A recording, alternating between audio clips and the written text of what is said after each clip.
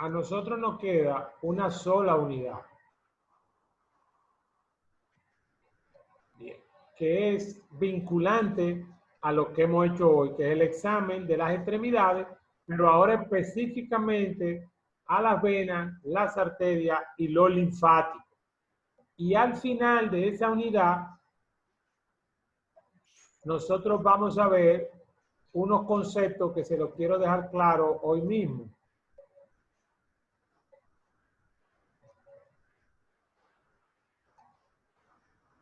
Que son, ya eso lo habíamos hablado un poco cuando hablamos de las lesiones de la piel, úlcera y gangrena, que están asociados a necrosis. Entonces, necrosis es la muerte de un tejido. Úlcera es una zona localizada, donde ya nosotros habíamos hablado que incluye epidermis y dermis. Pero cuando es una zona del cuerpo, un dedo, la mano, se llama gangrena. Entonces, clínicamente nosotros podemos tener un paciente que viene por una úlcera y somos nosotros los encargados de investigar cuál puede ser el motivo de la úlcera. De tal manera que en esta otra imagen ustedes tienen las principales etiologías, las principales causas de úlcera. Úlceras que pueden ser circulatorias, por eso en todo paciente con úlcera evaluamos los pulsos, a ver si es arterial, evaluamos las varices y el drenaje venoso, a ver si es por un problema venoso. Las úlceras que no cicatrizan y no sanan, sobre todo aquellas que no duelen, hay que hacerle biopsia porque puede ser un cáncer. Las úlceras que están infectadas, tenemos que ver el germen que le está produciendo. Las úlceras del diabético tienen un componente neuropático, tienen una afección nerviosa, el diabético siente menos y otras entidades producen disminución de la sensibilidad. Si usted tiene un botoncito, una piedra muy pequeña dentro del zapato, desde que usted se pone el pie dentro del zapato, usted se da cuenta que eso está ahí, pero a veces el paciente diabético no se da cuenta. Puede hasta clavarse un clavo y no sentir nada. Paciente que ha recibido radiaciones, úlceras traumáticas por quemaduras o irritantes químicos y la úlcera por decúbito es la úlcera del paciente encamado, del paciente que está en coma, parapléjico, que va a tener una compresión del sacro contra la cama y que eso va a producir isquemia de los tejidos que están cubriendo el sacro y va a producir una úlcera importante y difícil de tratar. Por eso los pacientes encamados deben ser movilizados cada hora, cada 2 horas y deben colocarse un colchón de aire o un colchón de agua que mueva los tejidos para que haya una oxigenación adecuada. Entonces, todas estas causas de úlcera, cuando tenemos un paciente con úlcera, lo que tenemos que investigar, cuál de ellas puede ser, y obviamente muchos de los datos nos lo da el interrogatorio. Por eso, cuando tenemos una úlcera que no sabemos la causa, evaluamos el estado circulatorio arterial y venoso, la sensibilidad, cultivos, exámenes microscópicos, hacemos hemogramas a ver si hay anemia, glicemia, a ver si hay diabetes y finalmente hacemos biopsia de la úlcera para descartar una malignidad. No necesariamente la causa es una sola. Se puede tener una úlcera venosa infectada. La gangrena, entonces ya hablamos que es la necrosis, la muerte de una parte del cuerpo humano. Y aquí están las 3 etiologías más frecuentes: circulatoria, infecciosa, traumática. Lamentablemente, ustedes cogieron una carrera muy complicada, puede haber combinación de los 3 factores. Entonces, la circulatoria se clasifica en 2, húmeda o seca. La gangrena seca es la gangrena momificante, porque la oclusión arterial, que la vamos a ver la semana que viene, es gradual, no es brusca. Se va momificando lentamente la extremidad porque le llega poca sangre y el resultado final es una extremidad seca de color oscuro, como podemos ver aquí. Este es el color del paciente y fíjense cómo aquí le falta la llegada de sangre a esta zona. pero está muy delimitada. ¿Okay? Se ve bien, aquí incluso la parte de la planta del pie, de este dedo y aquí no está tan mal, está bien delimitada. Son úlceras, son gangrenas, perdón, que pueden esperar, no hay mucha prisa. Pero la gangrena húmeda sí es un problema, porque hay una oclusión brusca en una arteria que no tenía problema o que ya empezaba a dar problemas de obstrucción, edema, manchas, ampollas.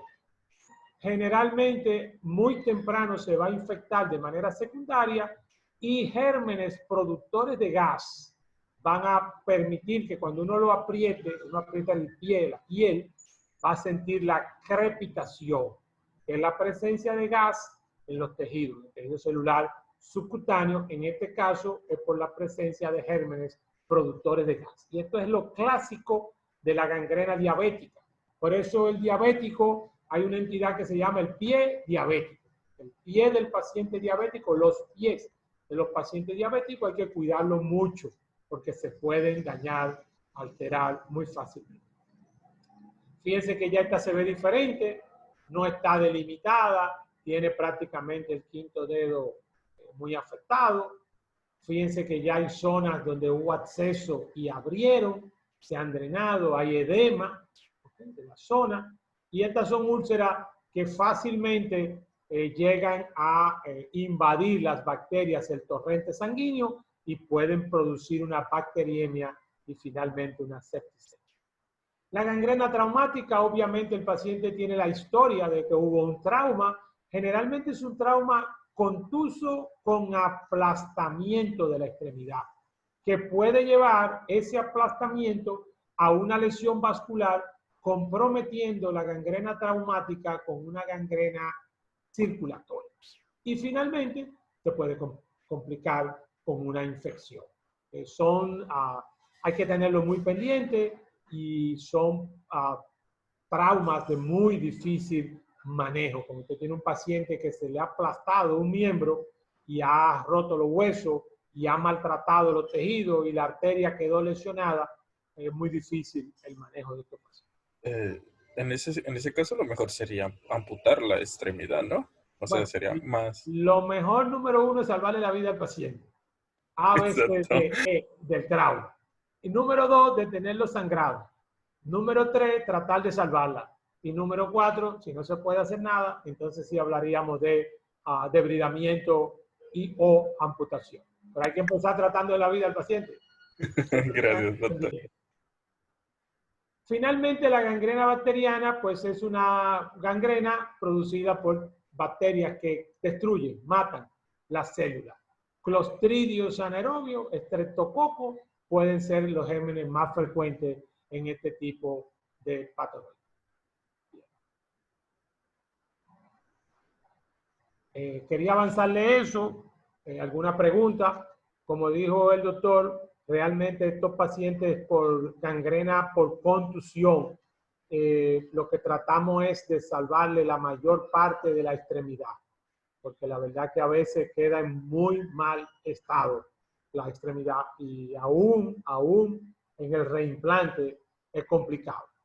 El reimplante de extremidades es cuando usted pierde una extremidad suya y se la vuelven a poner. Pero generalmente es más fácil, siempre es difícil, pero es menos difícil si el trauma es cortante, ¿verdad? Con un machete. Pero esos pacientes, por ejemplo, que la pierna o la mano quedan atrapados debajo de algo muy pesado o en esas máquinas procesadoras de alimentos que le quita, el paciente queda atrapado la mano y le quita la piel de la mano y le rompe el hueso, es muy complicado salvarle la extremidad. Pero bueno, eso es lo primero que tratamos de ver cómo le podemos salvar la vida, salvar la extremidad. Si va a perder, que pierda la menor cantidad. Ya la parte final, la amputación. ¿Alguna pregunta o comentario?